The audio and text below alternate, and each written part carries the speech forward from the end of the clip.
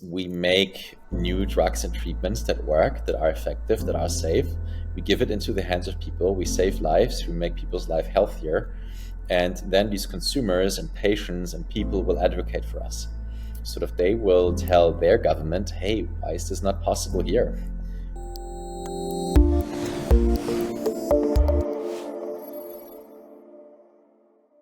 This episode of Levity is brought to you by Vitalism Foundation.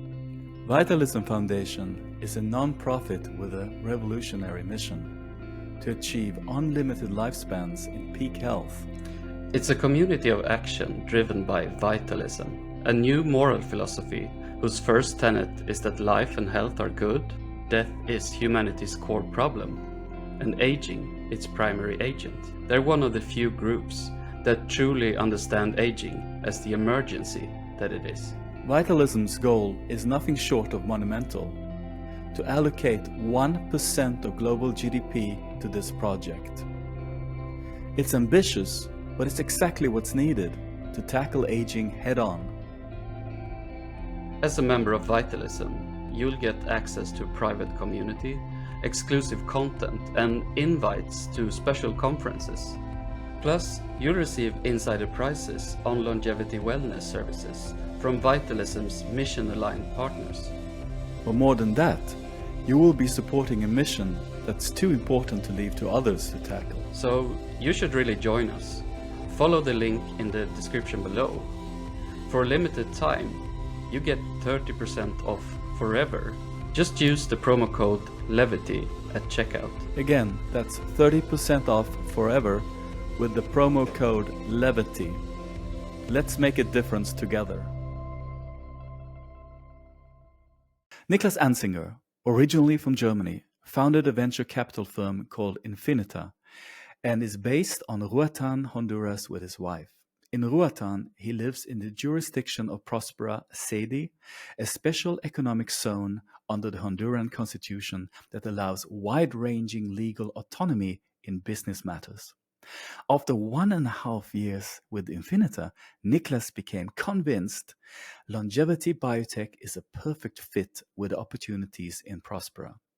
That's why 6 months ago, he started a new company called Vitalia that aims to bring the best bioscientists and entrepreneurs in the world together to solve aging and make death optional at an accelerated pace. Nick, this is so exciting. From Honduras, how are you?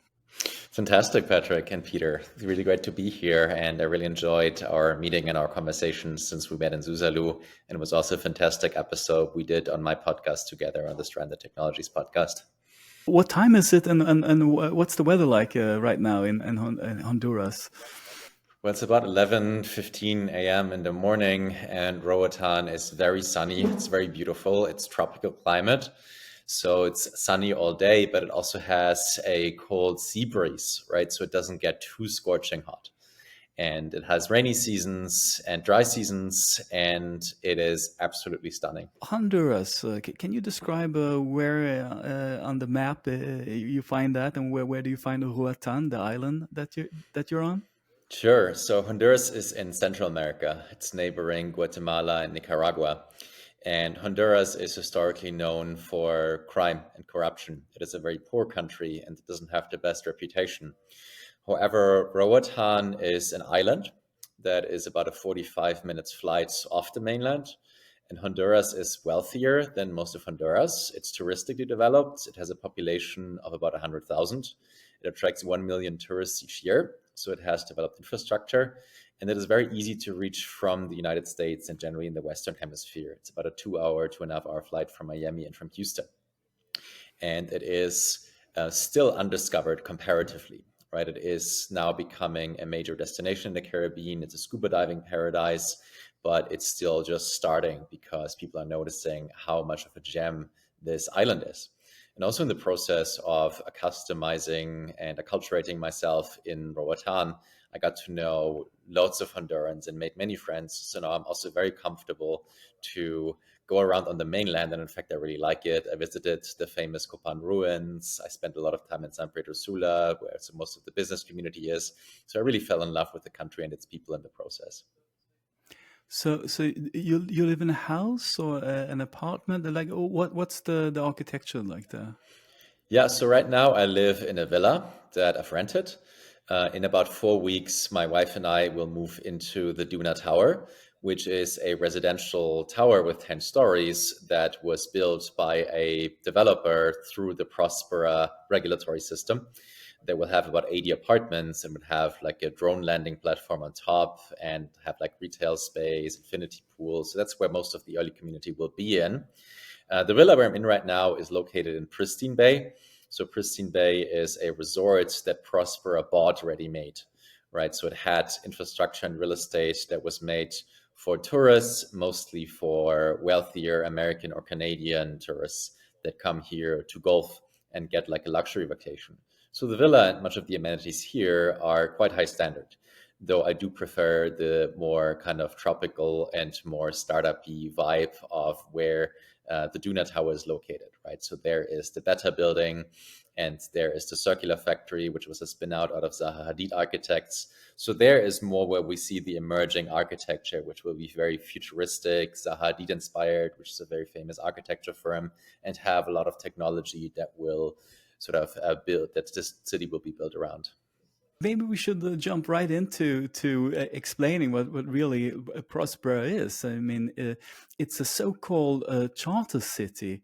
And what is a charter city? Sure. So you correctly explained it in your introduction, but just to make the caveat again, Prospera is not a country within a country, right? So Prospera is a subdivision under the Honduran constitution that is comparable to a municipality with expanded or extended rights, right? So Honduras has 240 municipalities, and under a constitutional change that happened in 2013 that allowed for special economic zones with far-reaching legal autonomies.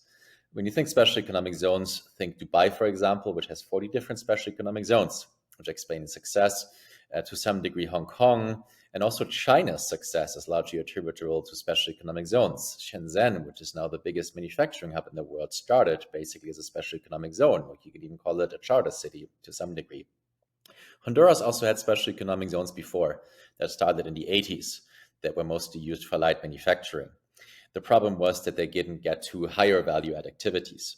So the Honduran reformers that started in like the late 2000s used the inspiration of Paul Romer's TED Talk on charter cities as a catalyst for change, although what they realized were their own ideas, right? So I just met one of them. His name is Carlos Pineda. He definitely has sort of a founding father type intellect in terms of thinking about decentralization and developing kind of a more federal system akin to Switzerland, right? So that is the promise that the so-called ZEREs hold, or the new special economic zones, right? So in 2013, that law was adapted, and in 2017, so it took a long time, the first zones were established. Right now, there are 3 ZEREs, of which Prospera is one. So Prospera is sort of more the shiny or well-known one that's attracting a very high value-add industry and technology. But there's another one, 2 ones on the mainland that I call out. Orquídea is focused on agriculture development, and Ciudad Morazán is especially interesting. They're a special economic zone focused on blue-collar workers. So it's 99% Honduran that earn typically minimum wages, that live in Choloma before, which is one of the most dangerous regions in the country. And in Ciudad Morazán, they now enjoy a safe environment with police protection and affordable, very pragmatic housing. So it is filled with more than 150 people, right? So these are families that for the first time in their life really enjoy safety and having the ability to let their children play outside on the streets. So it's very beautiful to see what's possible with that kind of change in governance. Back to Prospera, where I live. So Prospera has its value proposition is a novel regulatory system. So it's a regulatory system that works on the basis of common law. So again, think Dubai, think Singapore, think Hong Kong. And a common law comes from the English tradition and has also been largely used in the United States and exists, although it's often, or it's very largely superseded in many ways by administrative and legislative law. And that is generally seen as a positive driver for economic growth, for improved institutions. It's a more bottom-up way to make laws instead of through politics and through legislators. And on top of that, Prospera is developing a really novel idea for how to do business regulation, which features things such as medical reciprocity laws. So if you're licensed as a medical practitioner in one country, you don't have to get a license here again, for example. And also, if you want to take a drug that's approved in a list of 30 best practice countries, it's allowed there. And on top of that, you can even create a petition for your own regulatory code, right? That takes bits and pieces from other regulatory systems and that you think is ideal for your business. And that's been held together by mandatory liability insurance, right? So insurers in the system are seen as having the best incentive to create the best regulation, right? Because they don't want to under-regulate you, because otherwise they have to pay for damages, and they also don't want to over-regulate you, because then they'd have to pay for unnecessary audits and things like that. So I think that is really the ideal system that can accelerate technology development in many different areas, which is what I set out to do with my VC fund. So I invested in companies in the financial space, in crypto, also in hardware, for example, drones, right, or energy. But as you already hinted at the intro, I came to realize that the biggest and most important use case for Prospera would be healthcare and medical innovation, especially focused on longevity. So for many different reasons, two of which are that one, I just received a very strong pull effect from the longevity community, and them seeing this as something that could help them accelerate where they've been previously held back. And secondly, it's a scalable model, right? So we can build biotech startups in the same ways. We can develop a new protocol where you have safety trials, where you have unbundled efficacy trials, and where you build credibility and proof points around that. Right, so every startup can go through the same protocol, where that would be difficult in other industries, where every startup would have to take a more custom approach. But here we are now, and making Prospera a longevity safe harbor. Let's say Hong Kong has special rules, and Shenzhen in China, they have special rules. Like in the case of Hong Kong, of course, the rules came from from England a lot, so to speak. But where do the rules of Prospera come from? Yeah, so it's actually a very good question, because the system that underpins it, the common law-based legal system, has been developed over several decades by legal scholars. The most notably, a scholar named Tom W. Bell.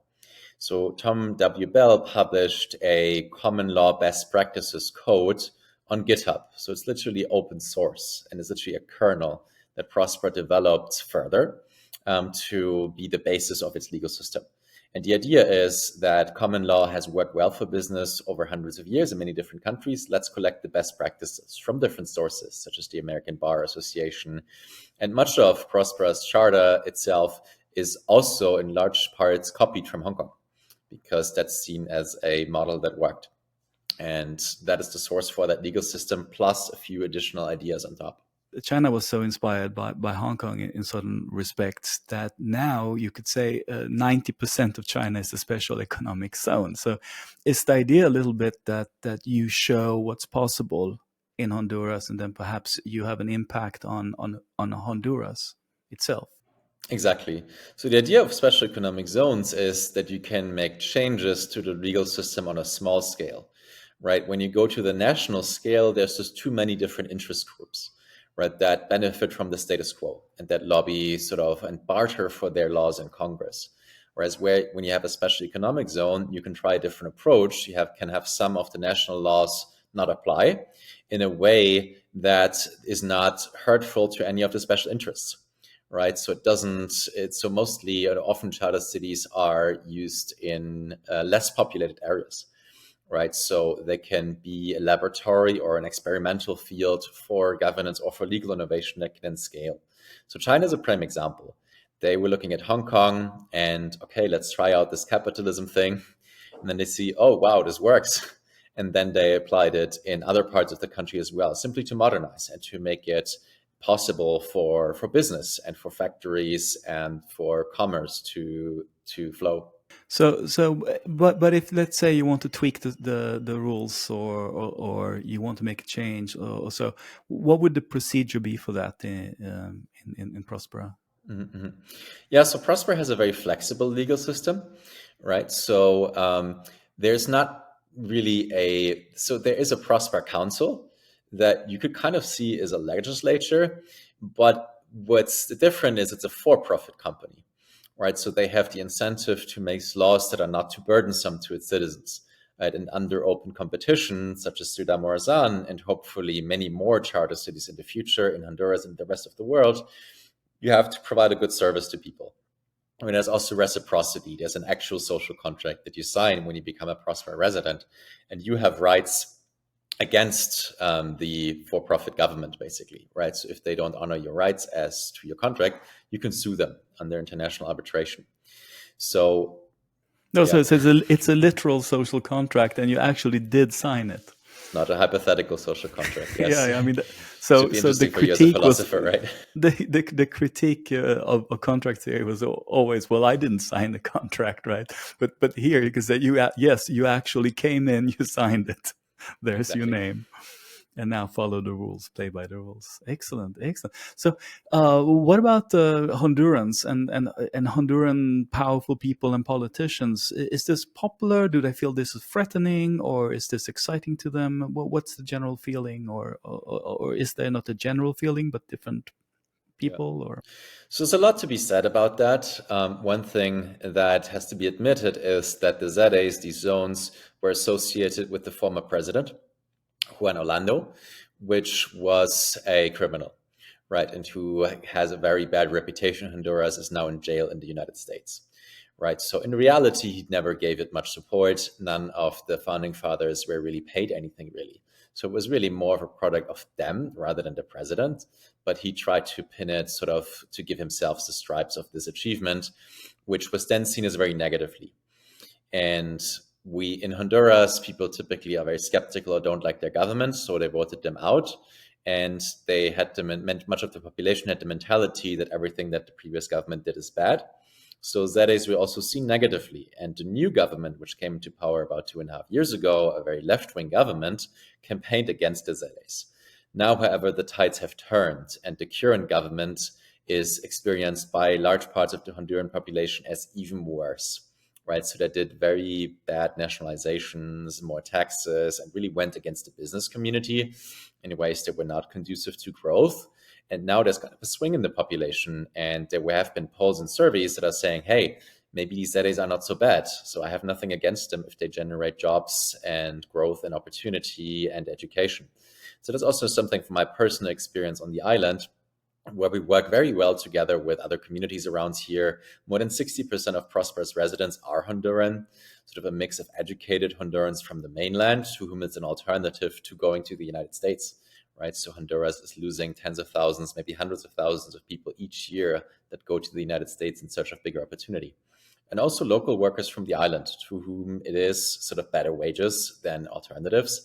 And they like the idea of education for their children. So the Prospera Foundation supports educational initiatives here.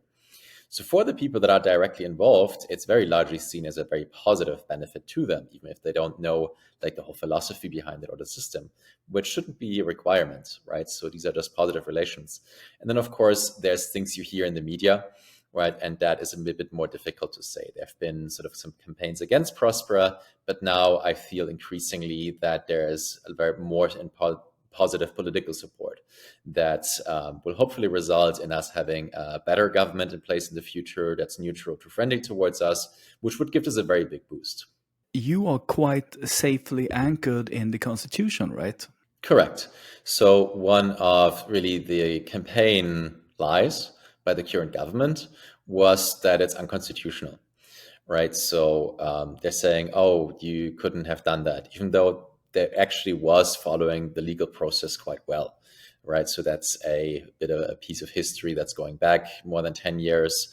But, you know, the Jorge Colindres, who's the mayor here of Prosper, who's the one who's most on national TV, he was pointing, here's the article in the Constitution that justifies us.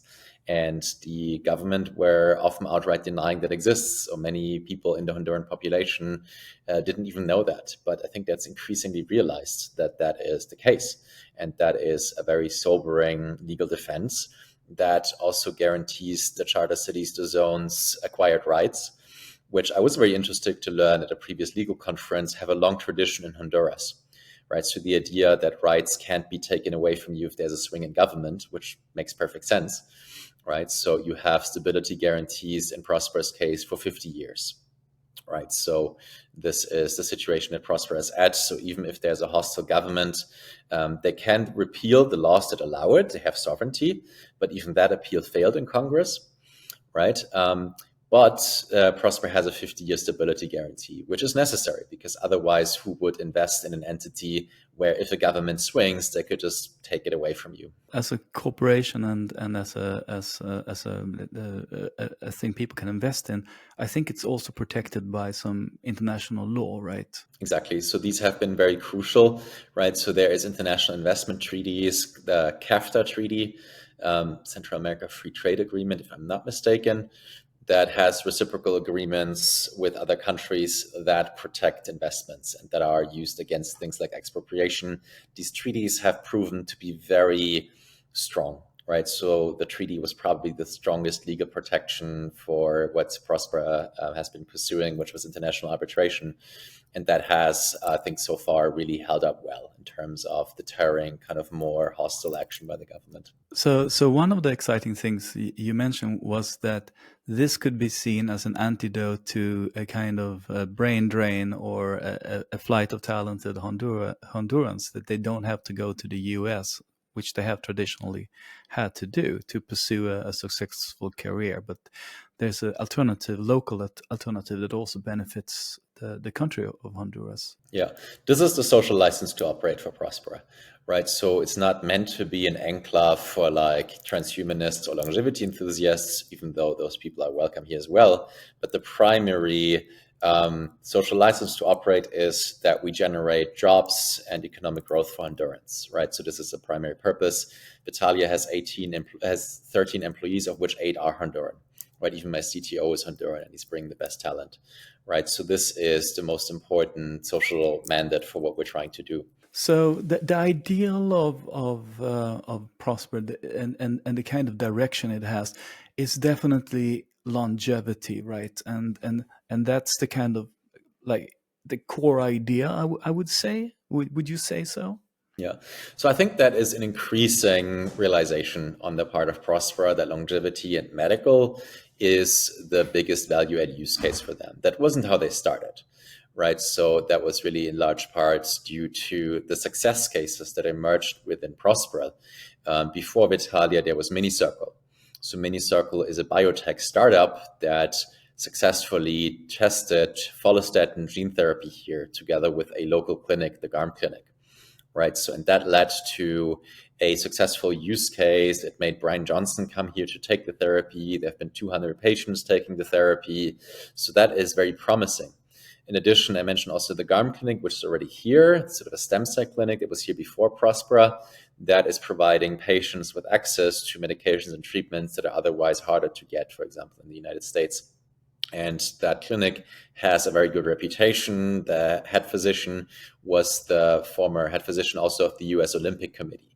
So he comes very highly decorated and also comes with an IRB, which gives him authority granted by the FDA to have oversight on our clinical trials. So the trials that we can do here can be much faster and cheaper, but at the same time, they're compliant with the FDA and WHO guidelines. So that's a very fertile nurturing ground that also compelled me with Vitalia to double down on, right? So to say, hey, why don't we get like hundreds of MiniCircles here? We already have a case study. We already have a pathway for how we could do that for others. So, and that is also deeply necessary to do that faster, as you also advocate for the acceleration of life extension technologies.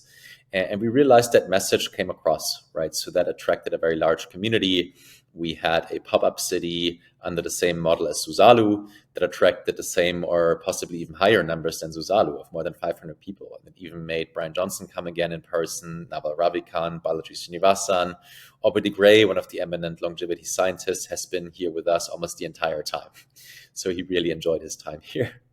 So now we are becoming a longevity safe harbor. Yeah. The gene therapy that is offered in Prospera, why did they decide to locate in Honduras rather than? I guess they started in the US, right? Or yeah, they started in the United States. They had labs there, and most of their intellectual property and intellectual capital they developed there before. They're from Austin, but they've also always been looking for alternatives, right? Because the FDA is very bureaucratic. It takes more than 10 years, and it's not a very fun process, right? So it costs like $30,000 to get one meeting with them, and it can take months. And to submit an IND application, which is required to enter clinical trials, costs $150,000, right? So that is just very cumbersome for an early stage startup. And that process has been developed over decades, so other startups are following it. But I think McDavis and MiniCircle were just thinking differently. How can we do that faster, right? Because under that system, the best you can really do is sell to big pharma when you're in phase 2 or stage 4 trials, in which case you probably have 10 years under your belt, right? So at that point, so you're really just selling to big pharma instead of becoming a big or new pharma company yourself, right? So really that clinical trial system has locked in the big pharmas in its place to stay big, right? And sort of used small biotechs as sort of their innovation pipeline. And that's something that MiniCircle just wanted to do differently. So they're also very steeped in kind of the philosophies that brought us here, which is around sort of more absence from government's interference, right? And libertarianism, right? So they were looking at other jurisdictions that could provide them with a better launchpad. So, doing clinical trials offshore is not unusual. Australia is a haven for clinical trials that's much cheaper. At that point, they were looking into places like Ukraine, which was on the best way to also become a haven for clinical trials. Unfortunately, that's right now not an option anymore. But then they found Prospera, and they came there to visit for the first time, and they met the people involved, and they just felt we're so aligned. We see the world in such similar ways. We share the same philosophy. So this is where we want to have our company. That's what drove them here. I think the longevity sector is a very good example of the kind of industry that would benefit from a charter city or something akin to that. Exactly. I mean, what you can compare it with is kind of the development of Silicon Valley or of Hollywood even, right? So the early pioneers of Hollywood were driven out of Washington, D.C., right? Mostly because of copyright laws. Right. So also the founding of the United States, right? So they were escaping from what they seen as tyrannical rule in Europe, and they wanted to have a fresh start, right? So, and the founding fathers of the United States basically created a startup, right? So, and I think that's generally also when you look into startups, the saying is you can't reform IBM, you have to do your own startup, right? So, and that is really the key innovation, sort of realizing that innovation can happen in the area of governance. So if you see governance as an industry, it's more than 30% of world GDP, right? And it's locked into local monopolies, right? So but using the charter city approach opens up a ton of possibility for innovation. And in healthcare as well, there is mostly local monopolies and that are captured by incumbent interests by big pharma, right? So I think really for longevity to succeed, it needs something like that, right? Because longevity does not only have the constraints that traditional healthcare is facing other areas, such as third-party payments and very murky insurance schemes, the long clinical trials and approval process, IP laws. They're also cut off from science funding, right? So science funding is very centralized in the United States and in many parts of the world, and aging, which is sort of the insight from the longevity community, is not considered a disease, right? In the longevity community, Aubrey de Grey has been going out and saying the process of aging itself is a disease that leads to other diseases, right? So we have to attack the root cause of all diseases, aging itself. But to get funding for that idea is, to this day, very hard, which is why I think the longevity community felt this special urgency to try different approaches, such as charter cities. Yeah, I mean, we're living in a world where the majority society does not recognize aging as a disease or even as a main cause of aging-related diseases, right? So when you say, what causes cancer, aging is sometimes not listed as one of the causes when it's the major cause.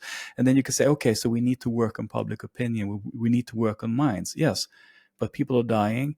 We don't have time for everybody to come around to see it the way we see it, namely that we have to do something about aging. So let's form a community around this value. I'm sorry, Peter. I think that Balaji said something that stuck in my head, that actually, because when I'm writing about longevity, it's mostly about the what's possible on the scientific side and what's possible on the technical side. But if I'm correct, he's of the opinion that everything starts with the policy side. Not just longevity, but most things start with the policy side. So is that a fair assessment of his view of this? Yeah, that's a very fair assessment. And just to illustrate that, right? So right now it costs more than 500 million, maybe billions, to bring a new drug to market, right? So imagine the costs were in the lower millions, right? This is not unthinkable. This is actually how it's been before 1962. Right, 1962, the Kefauver-Harris amendments were actually the 9/11 for healthcare and for drug development. Right, so these are man-made artificial laws that massively increase the cost of new drug development. And as a result, we get far fewer new drugs in the market. So we have less innovation, less iteration. That would allow us to create better drugs, right? So we have a lag from science to commercial development by several decades, right? Simply because you need to get from insight to get it into the market, right? And it wasn't always the case. It used to go much faster in the past. And so if we're able to reduce these costs, we can achieve, or we could see a Cambrian explosion of new innovation. And to add one point of that, it's not only the absolute costs for developing new drugs. The key really that the current system doesn't allow is iteration, right? So iteration is what makes software development so strong and so innovative that you can just see a bug, fix it, and move on and re-release, right? So in the software industry and technology, we're used to the idea of shipping really, really, really fast. So obviously in drug development, you can't go the entire way there, right? Because if you do something in people, that can hurt someone. But you can do it definitely much more than that. So just to give you an example, the COVID vaccines. The first COVID vaccine was developed over the course of one weekend by Moderna. And that was in January 2020. Yeah. That was before COVID really started full swing. And it took us a year to approve it, which people think, oh, that's so fast. I don't think it's fast. It could have been done much faster. So as a philosopher, Patrick, you might also know about human challenge trials and the ethical defense of it and how much faster that would have gotten us the results of better COVID vaccines. But the iteration is really the point, right? So the vaccine was produced on a computer by really addressing the genome sequence with mRNA vaccines. Right, and we could easily adapt it to new variants, but just changing the genome sequence, we could have increased the efficacy by a lot. But they had to go through approval again. So every subsequent vaccine that was addressed to every new variant, to Omicron and Delta, was not approved on time. Right, so we were stuck with the vaccines sort of for the first iteration, for the first genomic sequence. And that is, I think, where the major blocker to innovation is coming from, right? So on the science side and on the technology side, we're so much further. We're living in the age of the 21st century will be the century or the age of biology. We've decoded the human genome. The progress in genetics and in computational biology is at Moore's law's level. It's enormously fast. Right? At the same time, the drug development regulations are creating the reverse of Moore's law, right? So it's in the literature, or it's often known as Irum's law, sort of coined by Jack Scannell, right? So the pace of new drug development has really decreased at the same time or at the same rate as Irum's law has increased the power of computing. So that is really the most important dimension, is the policy dimension of how we bring new drugs to market. A principle also of Prospera is you have a respect for the patient's right to choose. Exactly. So I really like the book Pharmaceutical Freedom by Jessica Flanagan, who you might know. She's also a philosopher and bioethicist. So she makes a very strong case for medical freedom for patients to self-medicate, which is not always a wise idea. You shouldn't necessarily do it with your doctor. But what if all else fails? What if you think you can make a risk assessment for yourself? What if you have an educational background? Right. So under these circumstances, or under many circumstances, it should be permissible. Right. So from the philosophical point of anti-paternalism. Right. So I'm sure you could give a whole lecture on paternalism and what's wrong with it. But the medical system is very paternalistic. And one thing to say about Prospera and medical freedom is that you can realize it to a very large, if not the full extent. That said, Prospera is not unregulated. Right. So there's actually medical freedom that is regulated, right? So, and you can take different approaches, and medical is actually a beautiful use case for that. I mentioned before that you can propose your own regulation. And there's actually now 2 custom regulations that operate in Prospera. One is a bit more conservative, a bit more FDA-like, that establishes the GARM clinic kind of as a regulator. Of course, that'd be much faster, right? And that'd be in many ways much better. But you would still go through one approval process or body. And there's another regulation called the mini circle regulation. And the mini circle regulation is basically allowing medical freedom and self-medication under very strong provisions of informed consent, right? So really the key philosophical principle here is informed consent, right? So if you as a provider want to sell therapies or drugs to someone, you just have to make very sure, and there's strict regulations, how you obtain informed consent and how you make sure that the person is educated and knows the risk of what they're doing. And I think that is really a lot of progress in many of the ideas we care about, Patrick, right? How do we scale this? Because if nation states today are incentivized to not work like this, to do stuff the hard way and the complicated way, how are we going to scale this so that as many people as possible can stand to benefit from this approach? Sure. Before I answer this, let me start with addressing what I think is the biggest myth in the longevity community. Right. So the biggest myth in the longevity community is we need to change public opinion so we can then do things better, right? Develop better products. It's the reverse. So we have to develop better products and get them to market, which then changes public opinion. So that's kind of the playbook in technology. And this is also the way for us to make progress, is we make new drugs and treatments that work, that are effective, that are safe. We give it into the hands of people. We save lives. We make people's life healthier. And then these consumers and patients and people will advocate for us. Sort of they will tell their government, hey, why is this not possible here? Right. So, and I think that's the way how any new or better technology spreads. If you look at the history of technology, it is how Uber actually spread and how Uber beat the taxi monopolies. It got the product into people's hands, and then it had its consumers advocate for them. And that's our path forward as well.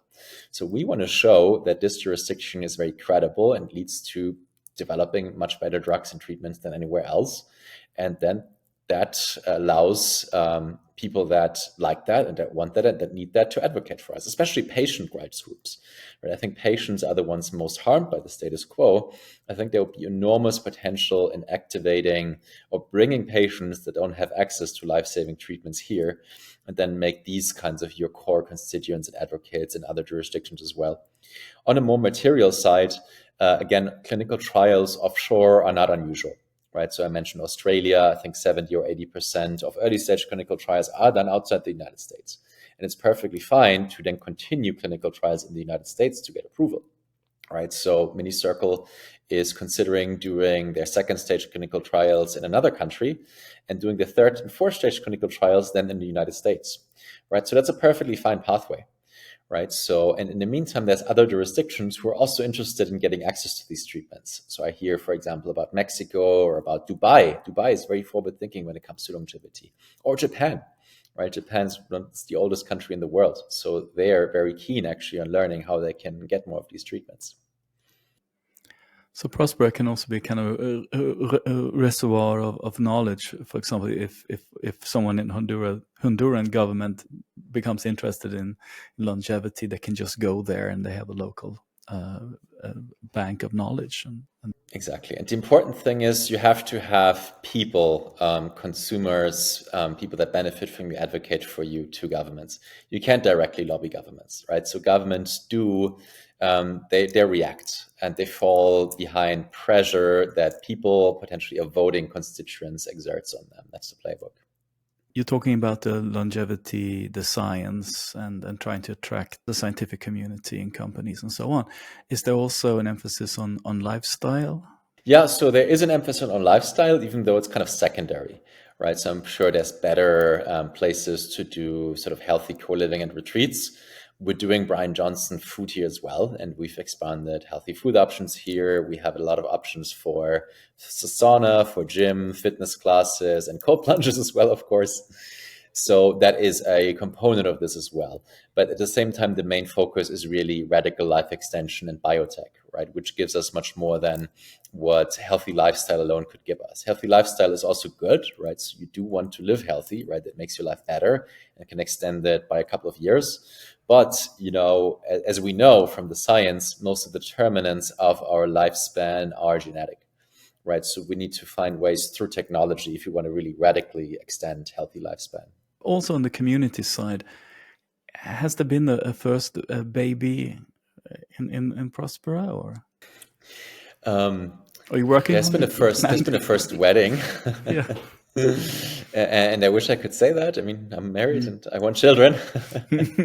so maybe soon. Definitely been families with babies here in Vitalia. I think about 10 different families that brought very young kids here. So it's child friendly. There's a Montessori school actually that has 38 kids in them. Do you get a passport, like a physical special passport? No, so there's two main limitations to Prospera. One is criminal law, right? So Honduran criminal law, which is not terribly restrictive when it comes to medical experimentation, which is good. It is very restrictive when it comes to substances, right? So there can't be any use of illegal substances. I know the longevity community is very pro psychedelics. That is not possible here.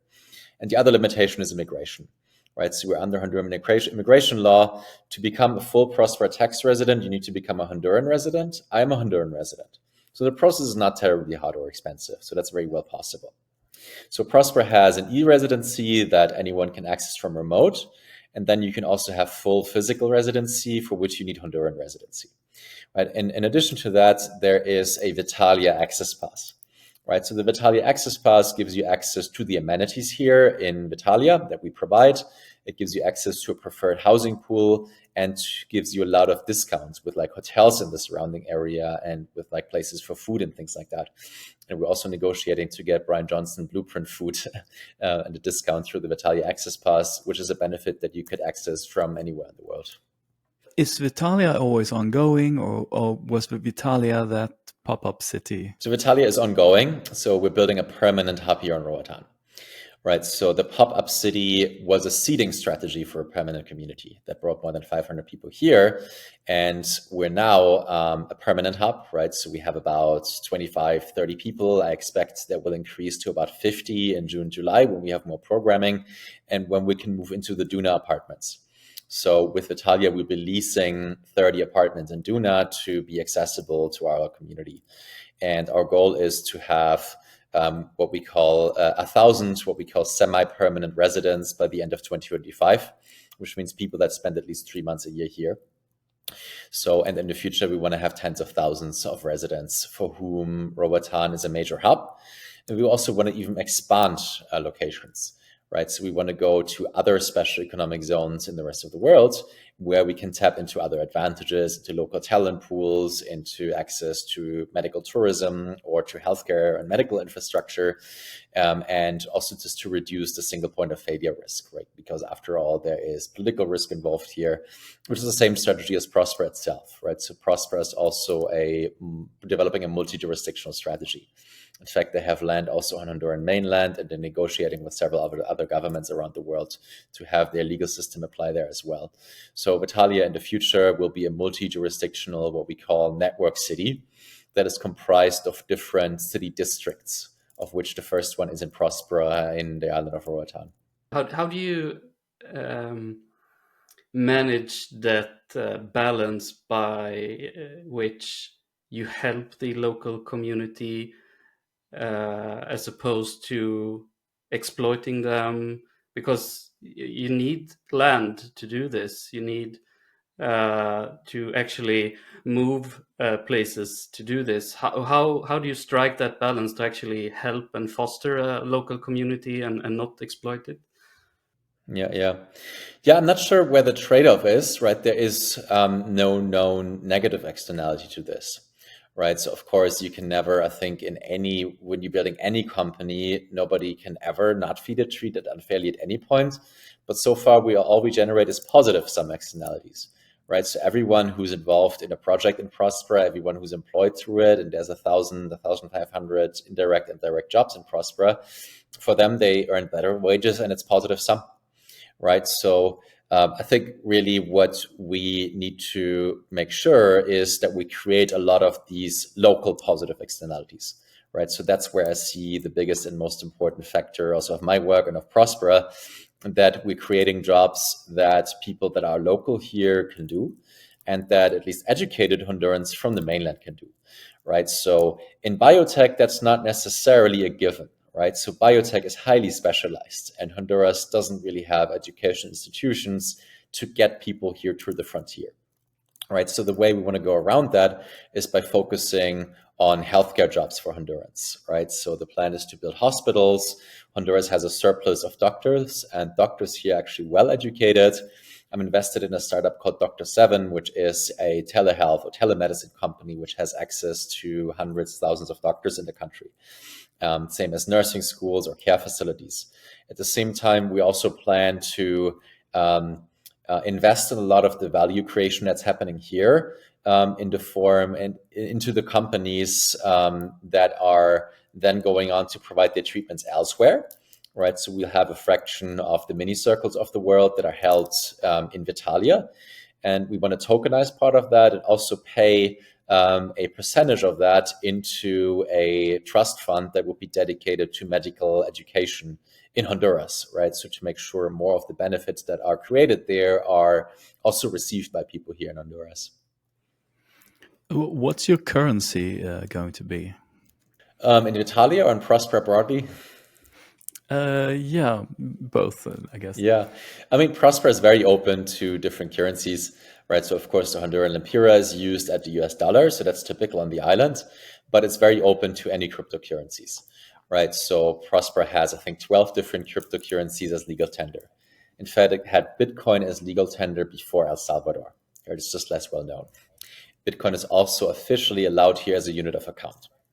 And in practice, there's kind of 3 different crypto communities here. We have a very thriving Bitcoin community, right? So Prospera's CFO and presidents are big Bitcoiners, and there's a Bitcoin education center, which has onboarded more than 60 businesses on Bitcoin wallets. So I also use Bitcoin locally here with some of these places to support that mission.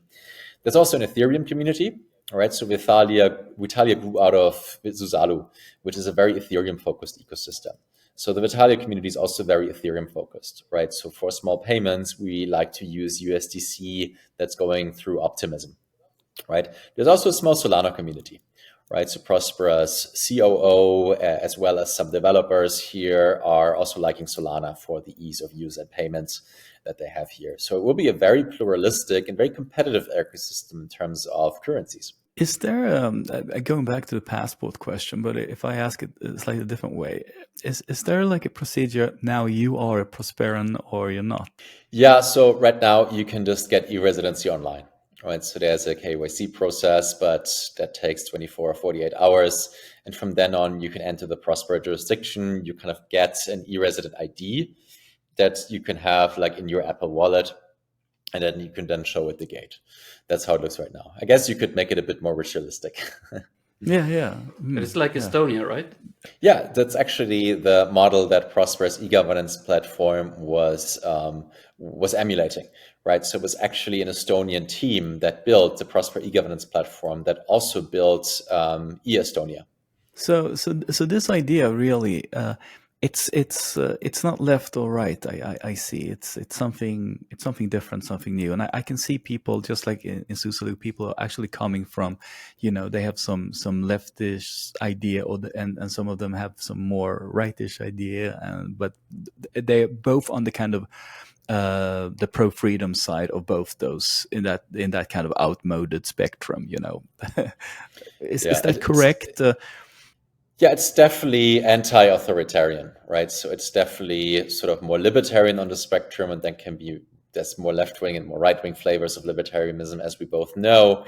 Although the ideological part is not that overt, right? So there is no there's no ideological test of any sorts. I also really like the slogan of Ciudad Morazan, and it's comparable in Prospera. It's a libertarian city without libertarians. Because all it does is do a better job for people, right? So people don't need to have to read like Mises or Friedman or anything like that. They just should come if they see it as providing a better alternative to what they have right now. Well, can I tell you what I loved about Susalu? I didn't hear Donald Trump's name. Yeah, exactly. Neither worshippers or detractors. It's like it was free. It's like, oh, we are thinking about the future. We are trying to save people's lives. Okay, we got important things to do. We're not in this very stressful and heightened and angry dialogue.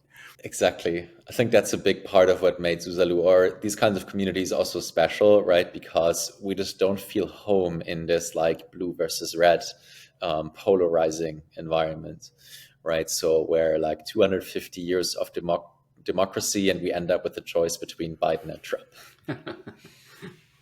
Yep. But I was saying that also to build up to another question, and that is like, where do you get the most criticism from? Like, and what do they say, and what do you think are the most kind of valid worries people have? The most criticism is from the far left, right? And sort of from international NGOs and news organizations, including places that would be akin to like the New York Times ideology, right? So we get many requests from journalists all the time that come sort of from that thinking or that environment. There have been like far left NGOs that have been campaigning here. Fortunately, now they have bigger fish to fry with Milei in Argentina, so they went on to go there. But that's where the biggest criticism is coming from. I mean, Prospera's thesis is that capitalism works, right, and that it brings people out of poverty. So I think that angers that part of the political spectrum. Right. So you could also come a bit from the ultra nationalist spectrum and just say you can't cede like an inch of territory, or even though, again, it's under the Honduran constitution. And, Prospera started with like 58 acres. Right. So I guess these are the most common arguments, sort of the hyper nationalist sovereignty argument and sort of the anti-capitalist argument. And what is behind it? I guess what is very important to keep in mind, and what I think is actually true, is that people wouldn't trust it and we wouldn't have a social license to operate if this was an enclave for rich foreigners, right? This isn't what it is, right? So it's not that there are these tech billionaires or Peter Thiel or whatever. Peter Thiel is not really involved. He's an investor in a fund that invested in here, but he's not a direct investor. He's not involved, right? So there's way too much that has been made out of that, right? And there's not even like the biggest names attached to Prospera directly, right? So it is not that, right? So my friends here are all upstarts, right? We are people that want to, that are entrepreneurial, that want to start something new. Most of us are young. And again, more than 60 or 80% are Honduran, right? So that's not what it is. And I think where the criticism would be correct if it was the case, right? So we don't want to become or be an enclave for rich foreigners, right? So that's understandable that people distrust that if it doesn't create positive local externalities. So, looking ahead now, 5, 10, and 20 years? What do you see? So we want to prove the thesis that with an improved regulatory system, we can get a Cambrian explosion in longevity biotech that leads to hundreds, thousands of new drugs and treatments that provably extend healthy human lifespan. I think if we can prove that, then we can also inspire other jurisdictions around the world and actually achieve longevity escape velocity within our lifetime. That's the one mission, the one goal, the make death optional part, right? And to achieve that, I think we need to build thousands of companies here and have a community of like tens of thousands of people that work together on this one mission. And hopefully be a positive example to the rest of the world, right? Right. So of course, right now it's innovators and people that are on the frontier that are doing it. And most of the mainstream would be skeptical of what we're doing, right? That's understandable. That's how any new technology starts, right? People don't trust what they don't know, right? And what's new by definition, they don't know, right? So we want to develop standards and protocols that could become mainstream, or that will become mainstream eventually in the future. Peter? Yeah, what are you going to do for the rest of the day, Nick? Well, I have more meetings. I'm starting to raise a seed round very soon for Vitalia, so I'm preparing my slide decks for that. And I have a team of 13 people that I'm very excited to work with. So we have some meetings to set goals for the company. If there are Swedish companies who are interested in this, what's the pitch? If you're in biotech, I think this could be a very good fit. If you're entering the stage for clinical trials, which you can do much cheaper here, and if you're confident enough and can prove that the treatment is safe, then you can also give it to people through the clinic here and make revenue. So this can be an enormous advantage in your development. But even if you're earlier, even if you're at the idea stage, maybe you come from the science, right? So, and want to start something new, or you come from the business side and want to partner up with someone who comes from the science. Vitalia is a community where you can find co-founders, where you can get funding, and where you can get support and mentorship to start your business that is aligned with the mission to make death optional. Also, non-biotech is also an option, right? So much of what's wrong with the healthcare system has to do with incentives. Right, and incentives you can fix through novel financing mechanisms or insurance, for example. In fact, we're particularly keen to work with founders that would like to start or work on insurance companies. This is one of the biggest bottlenecks that we have, and I think one of the most important kinds of companies we want to build for Vitalia. So if in any of these areas or in crypto, we want you. I mean, it must take some courage or kind of imagination to throw yourself into this. I mean, you're from Germany and now you're sitting on an island in Honduras. I mean, what has been the hardest part of this? Well, I feel like I'm standing on the shoulders of giants, right? So there is Eric Brimman and Gabe Delgado, the founders of Prospera, who've been doing this for 10 plus years before, who've been enormously bold. There is the original Honduran reformers, Carlo Pineda and what was his name? Forgot his name in the moment.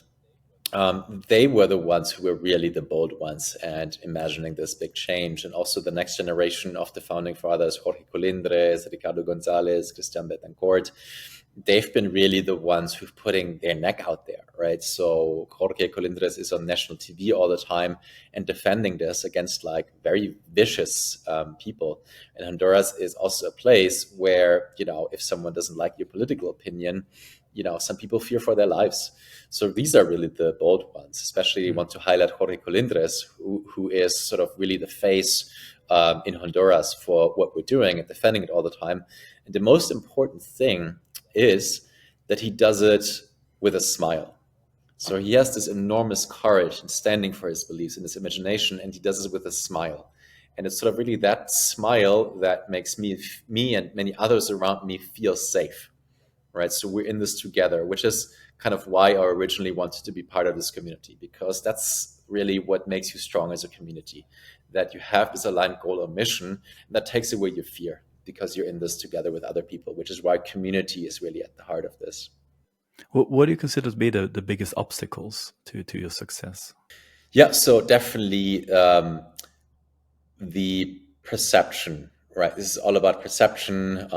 There's the perception, oh, it's like unregulated or the Wild West, or like, oh, these medical experimentation, this could go wrong. Oh, it's like in a poor country where people could be exploited. This like perception that leads to political action is the biggest bottleneck. But I think we are in a very good way of overcoming that. And I think also, as I mentioned, the strategy that we're proving to people it works. And the other one really is Honduras as a brand. Right, so Honduras has a brand that makes it just not very likely for people to consider it as a destination. So just a very huge drop off of people wanting to come here. And I think that's also changing. Again, Honduras is a wonderful country with very wonderful people. And I feel really great right now to visit Honduran mainland. And I do that many times. And I can highly encourage people to get past that sort of initial sense of discomfort and arrive here and see how beautiful it is and how great people are. Because that's really how you discover something new. What do you miss most about Germany? Oh, I mean, I spent most of my 20s in Berlin, and Berlin in the summer is great. It's so vibrant, so much going on. You know, the island, the one thing that it lacks here is density, right? So it doesn't have that many people or that many like cultural amenities. I don't miss it that much of the time because I'm like working a lot, and it's kind of also the culture here, right? So I it's kind of a joke because we have all these beautiful beaches and there's so much beautiful things here to enjoy, but most of us are really at home and working from their laptops all the time. So there's also food that I miss in Germany and my family. So But I've been saying to my family that we should move to Honduras, and they're not quite sold on the idea yet. But maybe I'm have to do some more campaigning. I mean, we were at the Longevity Biotech Fellowship retreat in January that they held in Sweden. It was freezing cold here, and a lot of them were actually going to Honduras after that, and I felt a little jealous about that because I was just going 30 minutes to my home, and it was like minus 15 degrees here, so it's a little bit enticing to go there. I would try to start by selling them on a beach vacation. Yeah, I would try to sell them initially on beach vacation, right? And then show them pictures of Roatan, right? If you Google Roatan and the tourism, like the island is just drop dead gorgeous and beautiful. So maybe that will make them at least see it. So Niklas, well, what's the next biggest project for you, and how do people best get in touch with Vitalia and Prospera and what you do? Sure, you can get in touch with me directly through my email, niklas@vitalia.city. Also in my Twitter, Niklas Anzinger. My DMs are open. There's also the Vitalia website, vitalia.city. So there's lots of different ways to engage with there. We are organizing lots of events, right? So there's one big event each month, right? So in this month, we talk about the physical infrastructure for biotech district. Next month, we talk about biotech acceleration and the regulatory part. And afterwards, we talk about human augmentation, like sort of the cyborg stuff, cybernetics and things like that. So there's always something that's going on. So you can visit Vitalia anytime, and you can also engage with Vitalia through various ways online. Well, thank you. Thank you, Niklas. Thank you. It's great to be on, Patrick and Peter.